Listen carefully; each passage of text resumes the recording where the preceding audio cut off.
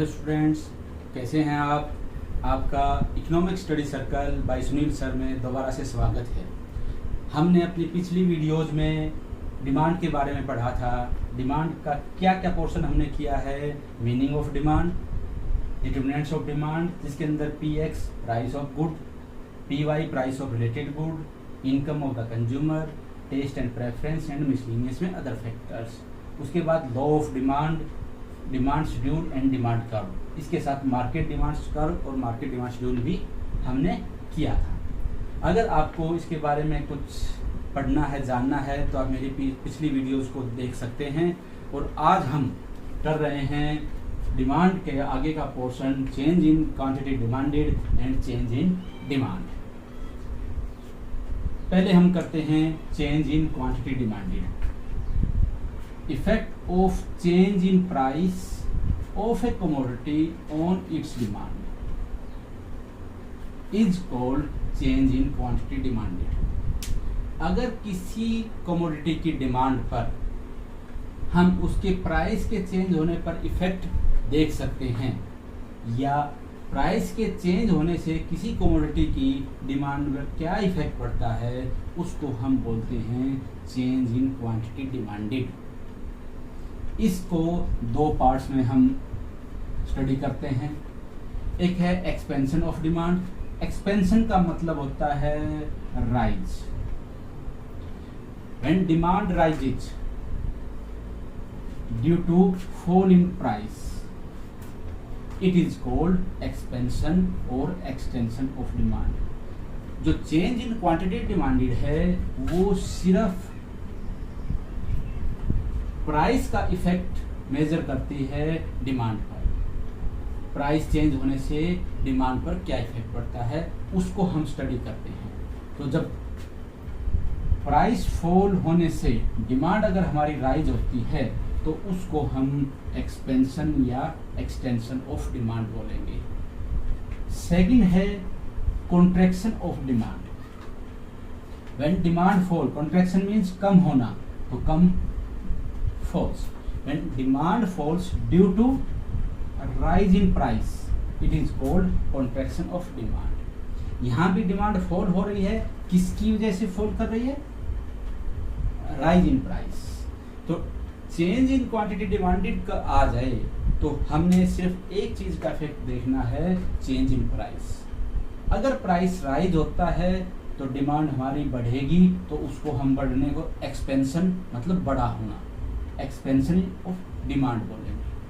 अगर हमारा price rise होता है गुड्स का तो उसकी डिमांड कम होगी, तो कम इन कॉन्ट्रैक्शन, सिकुड़ना।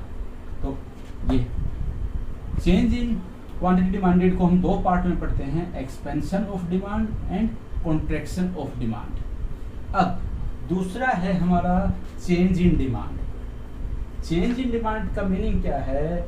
Effect of change in factors other than price of a commodity on its demand। किसका इफेक्ट?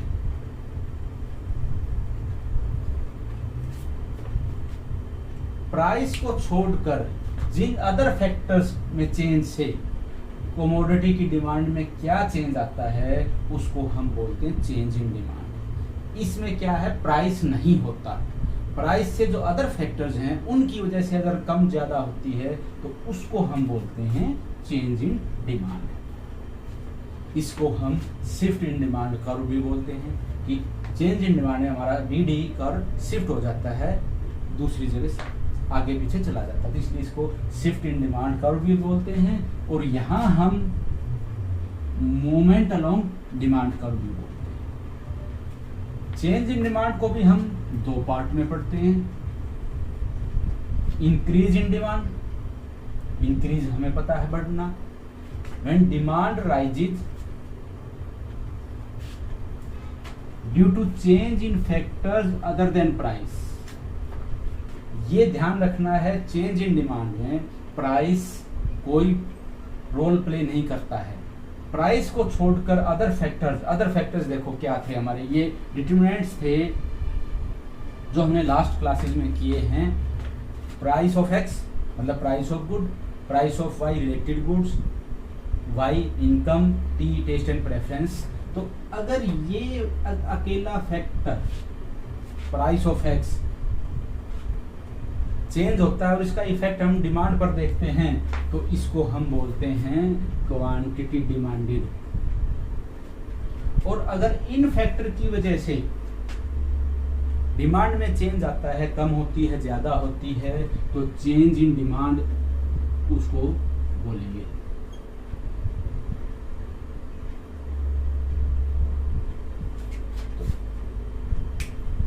इसमें क्या है कि प्राइस से अलग जितने भी ये फैक्टर्स हमने लर्न किए हैं पहले, उनकी वजह से जो डिमांड में चेंज आए उसको चेंज इन डिमांड, इंक्रीज। इनके चेंज होने से हमारी डिमांड में अगर इंक्रीमेंट आता है, राइज होती है, तो उसको हम बोलेंगे इंक्रीज इन डिमांड। देखो इसमें हमने चेंज वर्ड यूज किया है।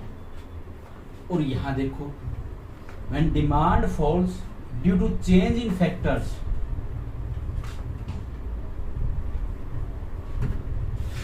यहां भी हमने चेंज वर्ड यूज किया है। दोनों डेफिनेशन में कोई फर्क नहीं है। यहां rises due to change in factors other than price, यहां falls due to change in factors other than price. कि जो प्राइस से अदर फैक्टर्स हैं, ये किसी के तो इंक्रीज होने से डिमांड इंक्रीज हो जाएगी, किसी के डिक्रीज होने से इंक्रीज होने से डिक्रीज हो जाएगी। तो एक डायरेक्ट चारों का एक साथ एक जैसा इफेक्ट नहीं पड़ता, इसलिए हमने इसमें भी change in factors other than price, demand rises, change in factors other than price, demand falls. तो इसको हम decrease in demand, demand falls. तो ये अगर इफेक्ट किसके चेंज होने से डिमांड इंक्रीज होती है, किसके चेंज होने से डिमांड डिक्रीज होती है, ये हमने लास्ट क्लासेज में किया था।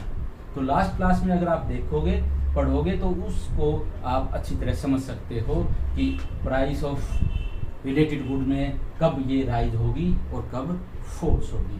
तो ये हमारे चेंज इन क्वांटिटी डिमांडेड और चेंज इन डिमांड का एक्सप्लेनेशन है। अब अगर इसको हमने डायग्रामेटिकल एक्सप्लेन करना हो तो हम कैसे करेंगे? ये हमने OX OI पर प्राइस ले लिया, OX पर क्वांटिटी, इसको हम करते हैं एक्सपेंशन।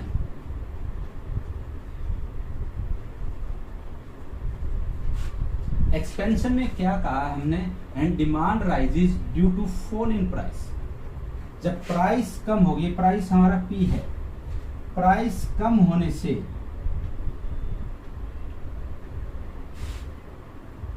P1 ये Q1, प्राइस P से P1 यहाँ ये कम हो गया, तो इसकी वजह से हमारी डिमांड राइज हो गई, OQ से OQ1 हो गई।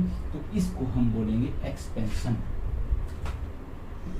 AB। Movement along demand curve. तो पहले पॉइंट A था, उसी डिमांड के साथ अब हमारा पॉइंट D बन गया, तो A से B में मूव कर गई, तो इसको हम मूवमेंट अलोंग डिमांड कर्व भी बोलते हैं, चेंज इन क्वांटिटी डिमांडेड को। ये हम अब करते हैं कॉन्ट्रैक्शन। कॉन्ट्रैक्शन में क्या है? Due to rise in price demand falls. Price P है, राइज होने से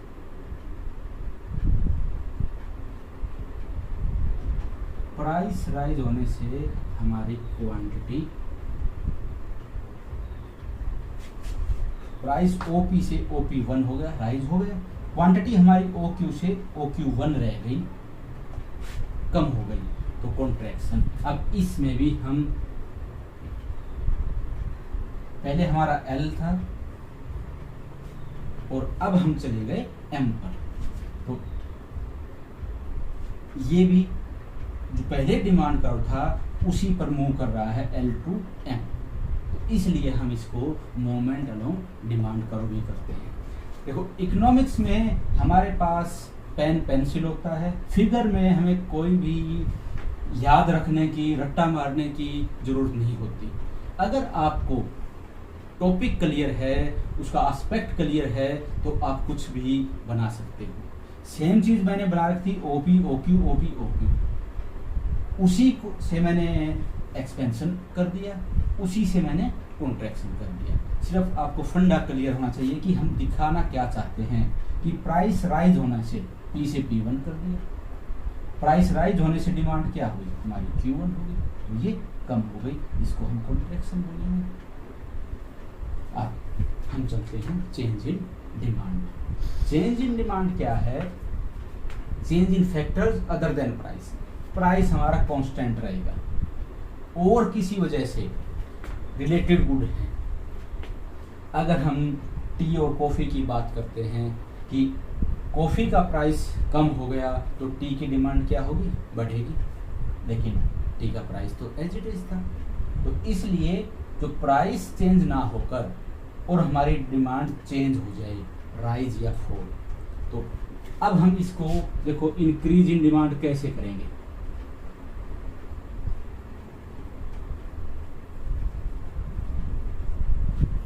सिर्फ हमें पता होना चाहिए हमने क्या शो करना है, तो ऑटोमेटिकली हम उसको शो कर सकते हैं। हमें कोई चीज़ लर्न करने की, रट्टा मारने की कि ये फिगर ऐसे था, ये फिगर वैसे था, कोई ज़रूरत नहीं है। कि सेम प्राइस पर डिमांड ज़्यादा कैसे होगी, सेम प्राइस पर डिमांड हमारी ये ज़्यादा हो सकती है Q1, Q से Q1। तो अब यहाँ हम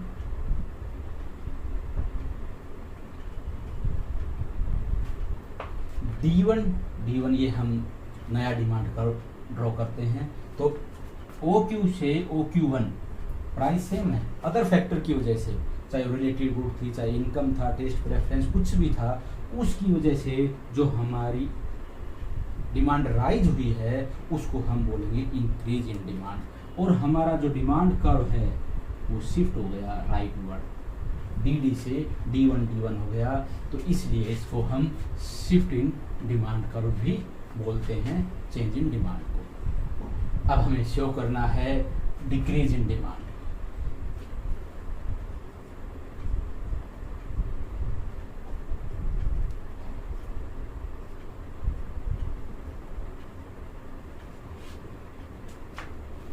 डिक्रीज इन डिमांड में क्या है कि अदर फैक्टर की वजह से हमारी डिमांड फॉल करे।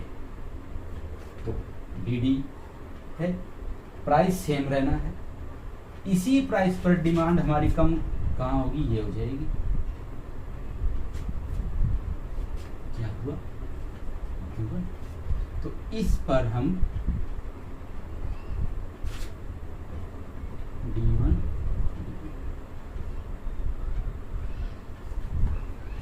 यहाँ पर अदर फैक्टर की वजह से डिमांड हमारी OQ से OQ1 हो गई और डिमांड कर्व DD से D1 शिफ्ट हो गया लेफ्टवर्ड, इसलिए इसको हम डिक्रीज इन डिमांड बोलेंगे।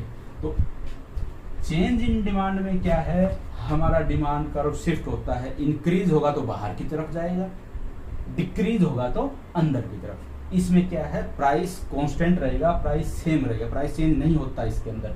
Change in demand, change in quantity demanded में प्राइस चेंज होगा, अदर फैक्टर को नहीं देखेंगे हम, सिर्फ प्राइस के चेंज होने से हमारी डिमांड राइज या फॉल होती है, तो उसको हम एक्सपेंशन या कॉन्ट्रैक्शन बोलेंगे।